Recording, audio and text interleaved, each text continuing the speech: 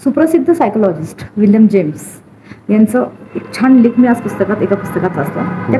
त्यांनी म्हटलेलं आहे, आनंद मिळवणे हा एक स्वायत्त किंवा अपखुशीचा मार्ग आहे. स्वायत्त अपखुशीचा म्हणजे काय, तर हा ज्याचा त्याचा वैयक्तिक प्रश्न आहे. आयुष्यात अशी काही परिस्थिती येते किंवा असे काही प्रसंग येतात की जिथं तुम्हाला आनंद कमी झालाय असं वाटतं. त्यावेळेस काय करायचं, एक छान मोठं आणि प्रामाणिक स्माईल तुमच्या चेहऱ्यावर आणायचंय, आनंदाने बोलायचंय, आनंदाने डोलायचंय.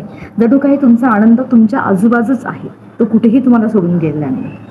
आनंदाने एखादे गाणं गुणगुणायचंय. गाणं येत नसेल तर नुसतं तुम्ही डोललात तरीही चालेल.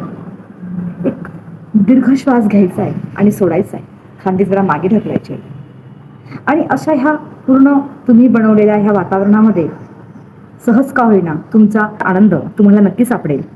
आणि हे जर तुम्हाला जमलं तर नक्कीच तुम्हाला आनंदी आणि सुखी आयुष्याची गुरुकिल्ली सापडली असं म्हणायला काही हरकत नाही.